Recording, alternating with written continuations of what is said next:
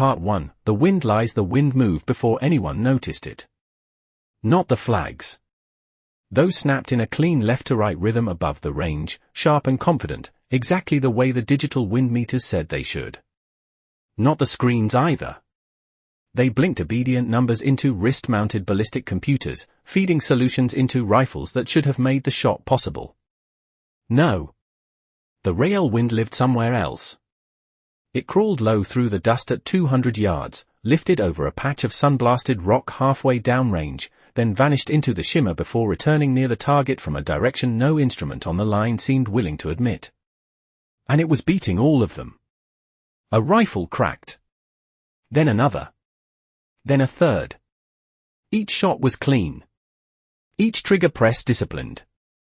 Each correction based on data gathered by Marines trained to trust numbers before instinct. Each one missed. At 1,600 yards, the steel silhouette stood untouched, dark and distant against the heat-hazed horizon, so small it seemed less like a target than a dare. Gunnery Sergeant Ryan Cole lowered his rifle slowly, jaw tight. He kept his eye to the optic 1 second longer than necessary, as if refusal alone might change the result. Just 2 clicks right, he said.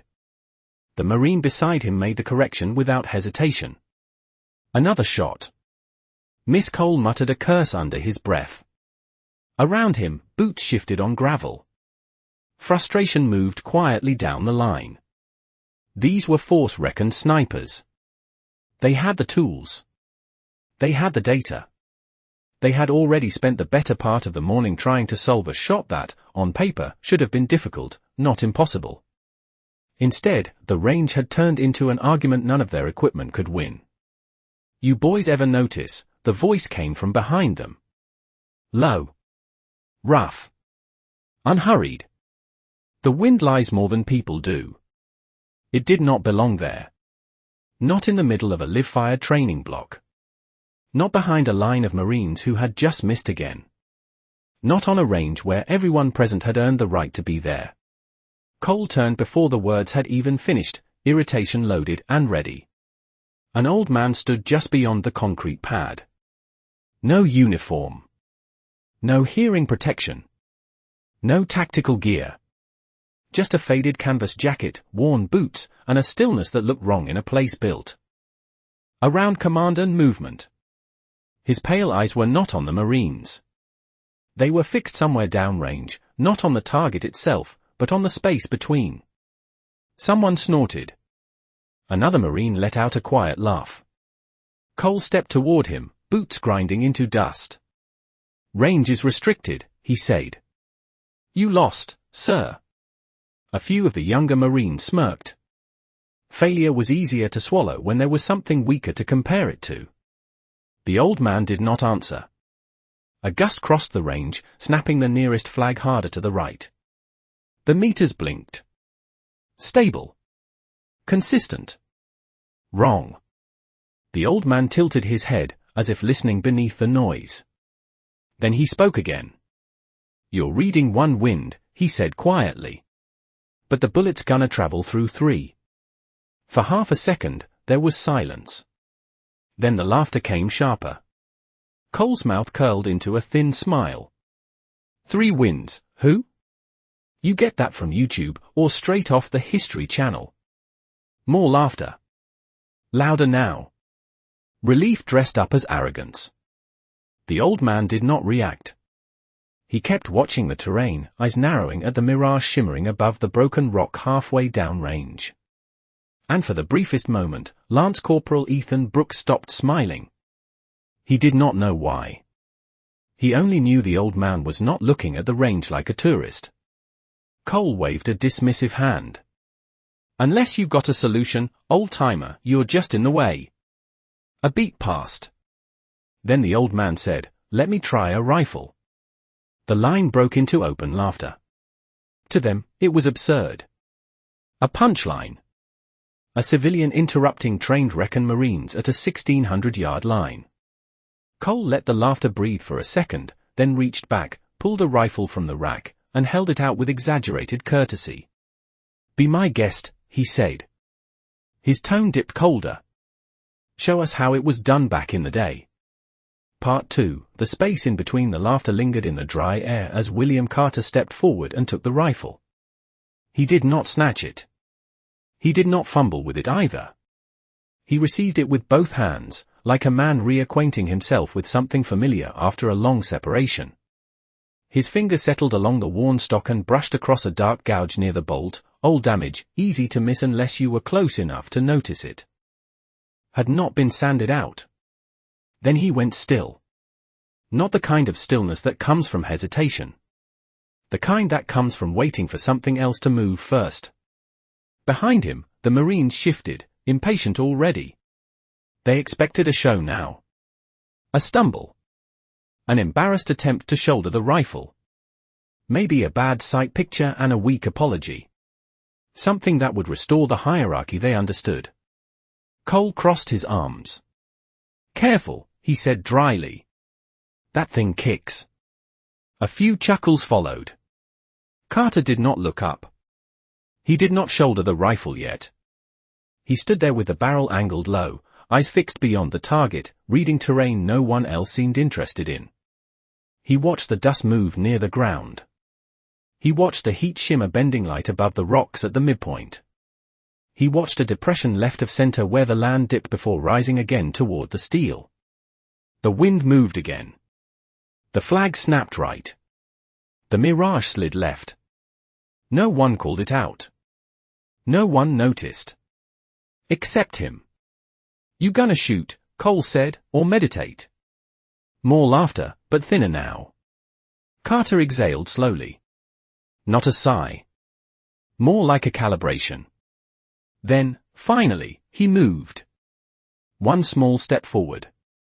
His feet settled, not according to range school posture or textbook doctrine, but according to balance, the kind shaped by repetition long before most of the men on that line had been born. The rifle came up to his shoulder in one smooth motion and seemed to fit him without adjustment. And still he did not fire. Seconds passed. A Marine checked his watch. Another shifted his stance. Cole's jaw tightened. This isn't a museum demonstration. Carter's gaze flicked toward the rocks halfway down range. "It shifts there," he said quietly. Cole followed the look and saw nothing but heat. "Yeah," he said. "I'm sure it does." But the words did not land the way they had before. Because something had changed. Lance Corporal Brooks leaned toward his spotting scope and turned the focus wheel a fraction. The mirage snapped into clarity. Not a single pattern. Not one flowing current. Layers. Close in, the heat drifted right. At mid-range, it climbed in a slow upward roll over the rocks. Farther out, just shy of the target, it bent left. Brooks frowned. That was not how the line was supposed to behave. Not if the wind was steady. Not if the instruments were right. He lowered the scope halfway and looked at Carter again. The old man had not changed expression. He had not asked for numbers or data or permission. He was not rushing because, somehow, he was not behind. The laughter faded further. The range settled into a silence no one had ordered. Even Cole stopped talking. Because whether he wanted to admit it or not, he was watching now. Not the target. The man holding the rifle. And that felt like the more important shot. Part 3, First impact. No one gave the order to hold. No command came down the line.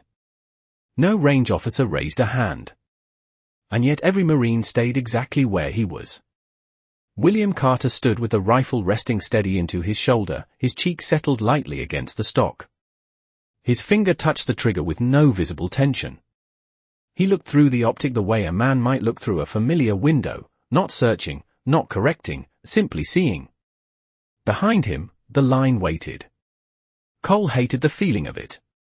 He hated the stillness most of all, the way the old man had taken control of the moment without raising his voice or challenging anyone directly. There was no swagger in him, no performance, nothing Cole could dismiss as ego. That made it worse. Because it was not confidence. It was certainty. Cole cleared his throat, forcing a little steel back into his voice. "Well? You planning to shoot today, or are we just, the shot broke? No warning. No flourish. Just one clean crack slicing through the dry air. The recoil came and went. Carter absorbed it as though the rifle had always belonged in that shoulder. He did not jerk. He did not chase the reticle. He did not blink. For a second, there was nothing. No sound except the echo rolling off the open ground. Then, from far downrange, a metallic ring floated back across the heat. Thin. Distant. Unmistakable. Clang. No one spoke. A Marine at the spotting scope leaned forward so quickly he nearly struck the housing with his face. He adjusted the focus, checked again, then said in a voice quieter than he intended, "It's a clean hit." Silence answered him. Cole kept staring downrange as if enough concentration might force the moment back into something procedural. Then he said, "Wind drift compensation." The word sounded technical enough. Safe enough. But even he knew they were thin. Because everyone there had been compensating for wind all morning. Everyone there had missed. Carter lowered the rifle. No smile. No satisfaction. No glance toward the target. He lowered it with the same calm he had raised it.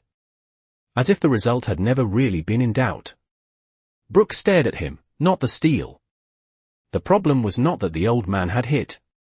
The problem was how little surprise he seemed to feel about hitting. Brooks lifted his scope again and studied the mirage harder. Now that he was looking for it, he saw it more clearly. The currents were layered. 3 flows, not one. Near, mid, and far. Carter had not solved a single wind call. He had solved the path. "You saw that," Brooks said quietly. It was not a question. Carter did not answer. Cole turned at last, slow and controlled, but the edge in his face had shifted. The certainty was gone. In its place sat something tighter. "Lucky shot," he said. A few Marines nodded too fast, eager to believe him. Yeah. Lucky. It had to be. Because the alternative was harder to stomach. Cole stepped forward and extended his hand for the rifle again, but this time there was no sarcasm in him. "Do it again," he said. The range went still in a new way now. The challenge mattered because the laughter was gone. And Carter, without a word, raised the rifle a second time. Part 4, 3 wins the second time, no one smiled. No one shifted his weight or checked his watch or muttered a joke under his breath. The line had crossed some invisible threshold, and every Marine on it felt the difference. Cole stepped back half a pace, giving Carter room he had not intended to give. His hand stayed loose at his sides. "Same distance," he said. "Same target." William Carter did not acknowledge him. The rifle was already rising. Not faster than before. Not slower. Exactly the same. That sameness unsettled them more than the first hit had. Because the range was not the same anymore. The wind had shifted. Not dramatically, but enough to matter. The nearest flag cracked harder to the right now.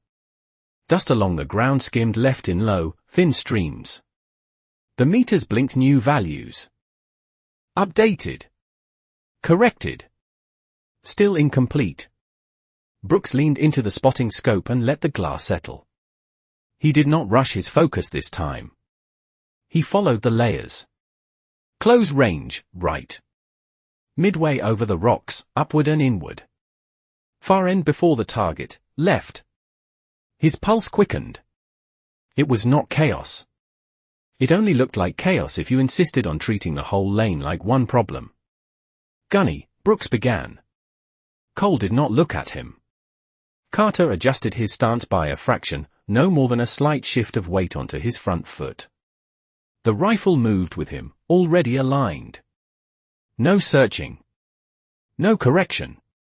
A Marine behind Cole whispered, "What's he doing?" No one answered. Carter's breathing did not deepen. It remained steady, almost invisible. The stock rested against his cheek. His eye stayed locked through the optic. Brooks swallowed. He's reading layers. Cole shot him a warning glance. Sharp. Brief. But Brooks kept looking through the scope. Close, mid, and far. Stand down, Lance Corporal. The order came automatically, more reflex than thought. Brooks went quiet. But the thought stayed. Because through the glass he could see it now. Carter had not aimed for a fixed condition. He had waited for an overlap, a brief corridor where the bullet could survive each conflicting push long enough to arrive where it needed to arrive. Carter inhaled. Half a breath. Held. The trigger took the weight. The shot cracked. Harder this time. The recoil vanished into his shoulder as though the rifle had nowhere else to go. The bullet was already gone. For a second, longer than before, doubt crept back into the line. Then the steel answered. Clang. Clearer. Stronger. Undeniable. 2 for 2. No one moved. No one even cursed. Because now luck no longer covered it. And that meant the old man standing on Cole's line was either something very rare or something they should have recognized before he ever touched the rifle. Carter lowered it again with maddening calm. Across the firing line, the reality settled heavier than the heat. And for the first time that morning, Gunnery Sergeant Ryan Cole understood that whatever this was, it was no longer his range in the way he thought it was. Part 5, the wrong part of it. The silence after the second hit felt different. Not shocked anymore. Measured. 2 shots at 1,600 yards under unstable. Conditions was no longer a fluke. Even the most stubborn men on the line knew that. Some had spent years behind high-end optics and never seen an instructor make that shot twice in live, shifting conditions. Not like this. Not without a stack of fresh data and several confirming rounds. William Carter had done it with his eyes, the terrain, and a patience no one else there seemed able to replicate. Cole stood with his gaze fixed downrange, trying to force what had just happened into something useful. Angles. Corrections. Variables. A method he could label and file away. But nothing about it fit the system he trusted. The Marines behind him stayed quiet. No boot scrape. No muttered commentary. They were not watching a stranger anymore. They were watching a gap open between what they had been taught and what was standing in front of them. Carter held the rifle low across his body, not handing it back, not claiming it either. Just waiting. Another breeze rolled through. The flag snapped right. The mirage fractured. Brooks raised the spotting scope again and followed the currents from start to finish. Close wind, right. Mid-lift, rolling upward over the rocks. Far edge, left. A path. Not a straight line. Never a straight line. But a path. His breath caught. For the first time, he could almost see what Carter had seen from the beginning. Cole turned toward the old man fully now. You've done this before. Not a real question. Carter did not answer. What unit? Cole asked. Nothing. What was your MOS? Still nothing. That silence bothered Cole more than defiance would have. Defiance, he understood. Defiance could be checked. Carter's silence simply refused the frame Cole was trying to force over him. A Marine in the back whispered, "Who is this guy?" Cole did not look away. He did not have an answer, and he hated that. If you're going to stand on my line and shoot on my range, he said, tightening his tone, you're going to explain what the hell you're doing. The wind shifted again. Carter noticed before anyone else. Of course he did. His head tilted slightly, eyes narrowing as he watched the dust move low and the mirage twist at mid-range. Then he spoke. Not loudly. Not for authority. Just enough. You're watching the wrong part of it. Cole frowned. The wind. Carter gave the smallest shake of his head. The bullet. The word settled over the line. Cole stared at him. The bullet. Carter looked back downrange. You're solving the start. First 100 yards. Maybe 2. Then you're hoping the rest stays honest. That's what the data is for. No, Carter said. That's what the data was for. Brooks felt the shift in that distinction. Past tense. Not wrong. Outdated. Carter's voice stayed level. The bullet doesn't follow your screen. It follows whatever it survives. No one spoke after that. Because it was no longer just skill they were facing.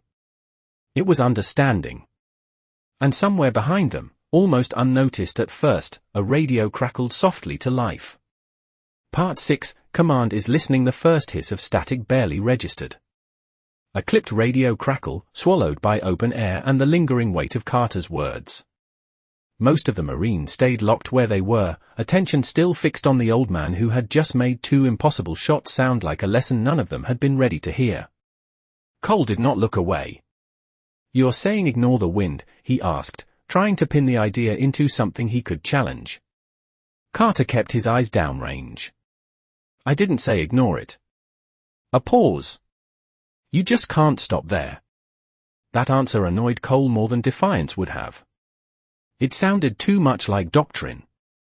Too much like something learned the hard way, then carried so long it no longer needed explanation. The radio crackled again, louder this time. The Marine wearing it glanced down.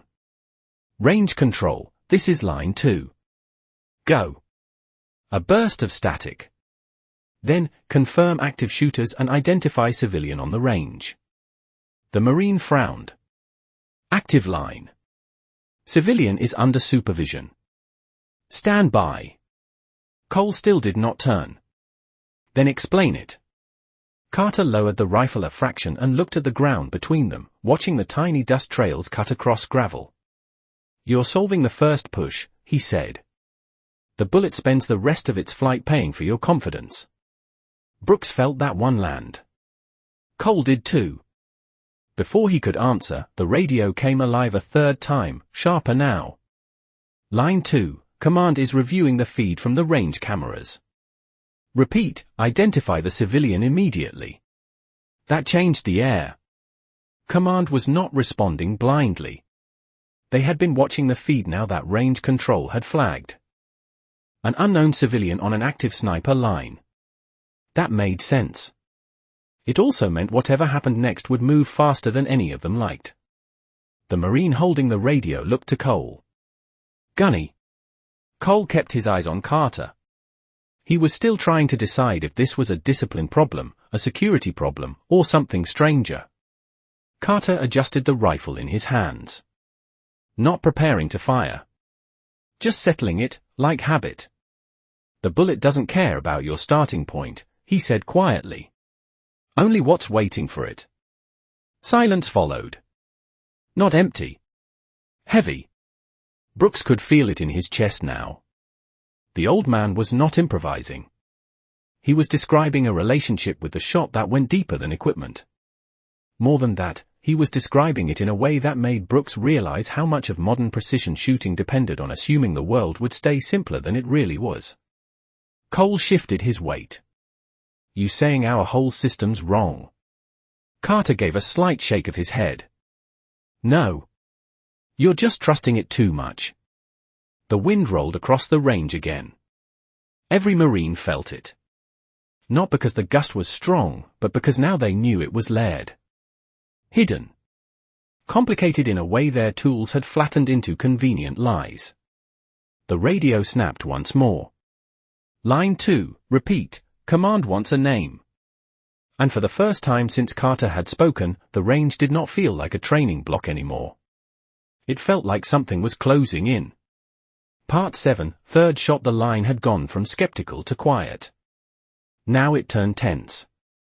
Lance Corporal Brooks kept one eye on the spotting scope and one on Carter, trying to follow both the shot lane and the man reading it.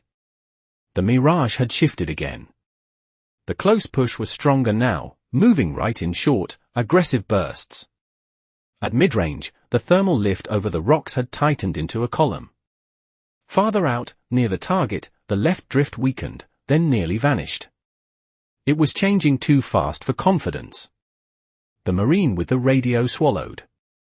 "Gunny, they're asking again." Cole finally spoke without taking his eyes off Carter. "They can wait." A beat later he added, "You hear that? They want to know who you are." Carter gave no sign he had heard. His attention had already gone back downrange, reading conditions that were changing by the second. Cole stepped closer. Range control doesn't get curious without a reason. "So I'll ask one more time, don't." The word was quiet. But it stopped him. Cole frowned. "What?" "The wind's changing." Not said to Cole. Not said to anyone, really. It was simply a fact.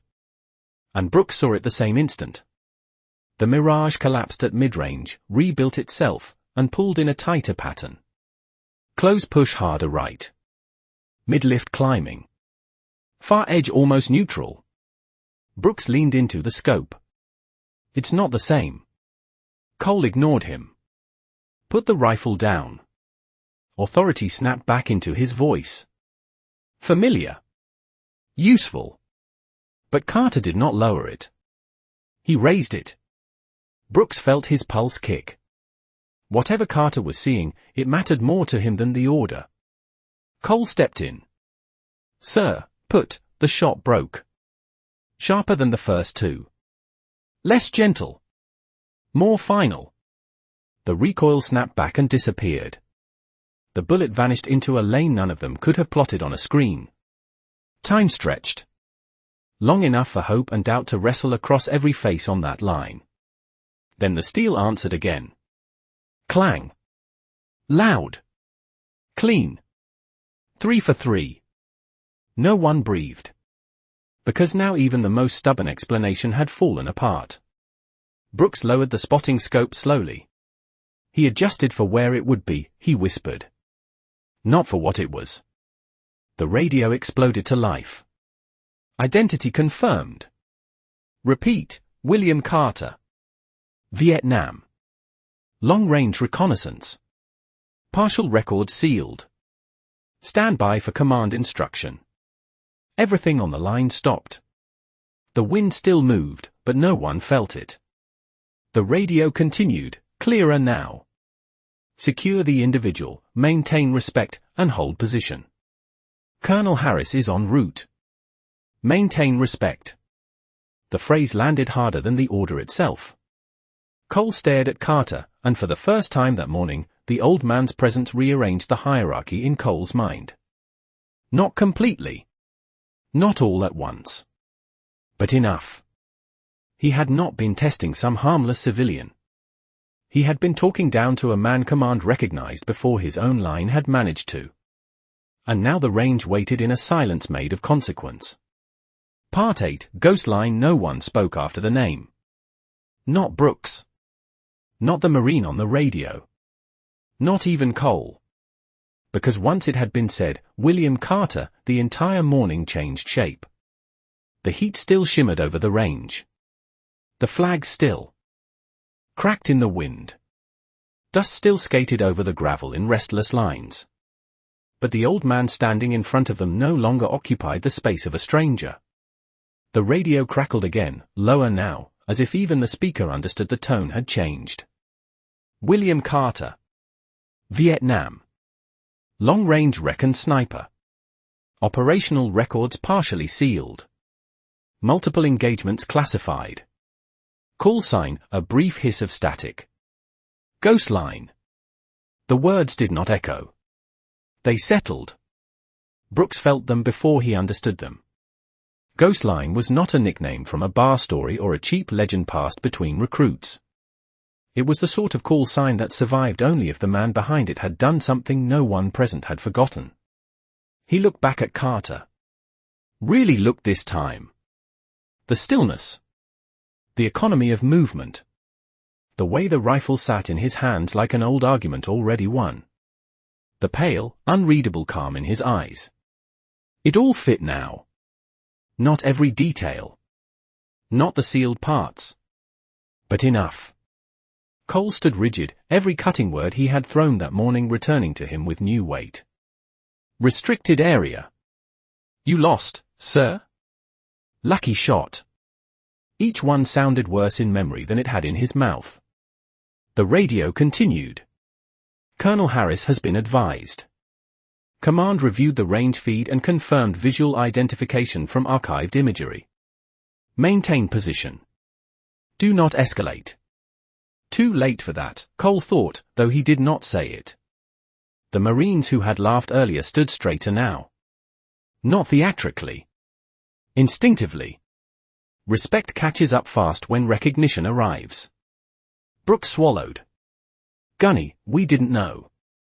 Cole did not answer, because that excuse felt too small. Carter lowered the rifle. Not because anyone told him to. Because he was done.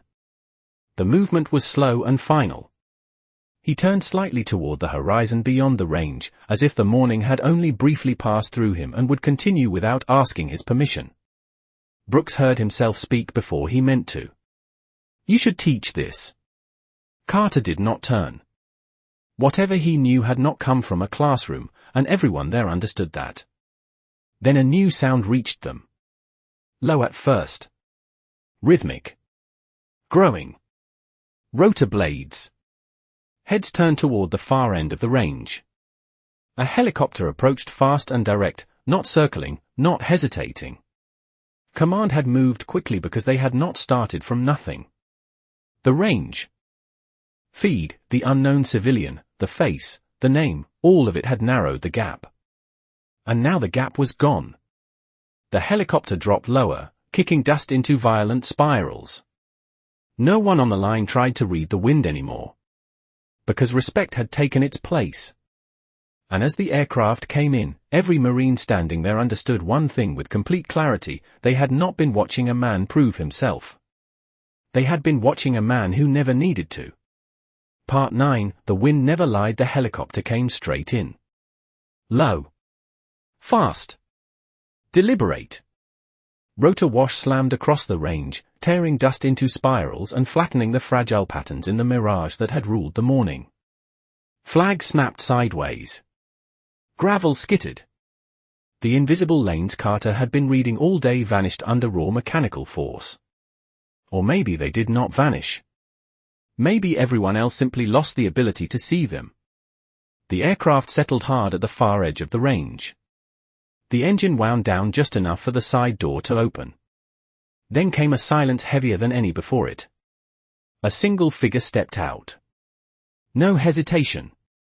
No wasted movement. Uniform immaculate. Presence absolute. Colonel Harris. Every Marine on the line straightened on reflex. Training snapped them upright. But the colonel did not look at the formation. He did not acknowledge the line, the rifles, or gunnery Sergeant Cole. He looked only at William Carter. For one suspended second, neither man moved.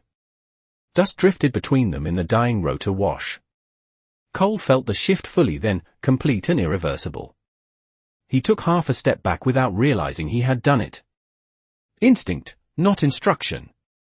Because whatever this moment was, it did not belong to him. Colonel Harris crossed the distance with measured steps. No rush. No theater. When he stopped in front of Carter, it was close enough to be personal. His eyes held Carter's. Recognition passed between them, silent and total. Then Colonel Harris raised his hand. A salute. Sharp. Precise. Absolute. Not a courtesy. Not ceremony. Respect. Behind him, every Marine on the line followed. No order was given. No command needed. One line of men lifted into stillness together. Carter did not return the salute immediately. He stood as he had stood all morning, quiet, centered, carrying none of the urgency around him. The wind slipped back over the range in softer currents now, reclaiming the space the helicopter had dominated. Then Carter lifted his hand and returned the salute. Slow. Unforced. Complete. Equal respect between men who did not need words to explain it. Colonel Harris lowered his hand first and glanced at the rifle. The old stock. The gouge near the bolt. Something in his face shifted. "You never liked the new ones," he said. For the first time, something faint moved in Carter's eyes. Not a smile. A memory. "No," he said. "Never did." No one on the line spoke. No one had anything left worth saying. Carter lowered the rifle and placed it carefully back on the rack, as if returning a tool to its rightful place.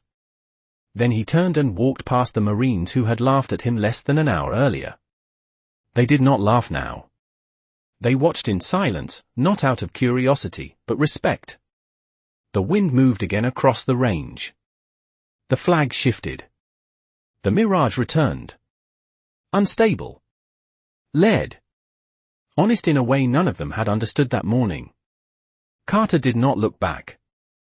He did not need to. Because the lesson had already been given. And as he disappeared beyond the edge of the firing line, no one broke posture. No one spoke first. No one rushed to fill the quiet. Because they all knew now what they had missed before. The wind had never lied. They just never knew how to listen.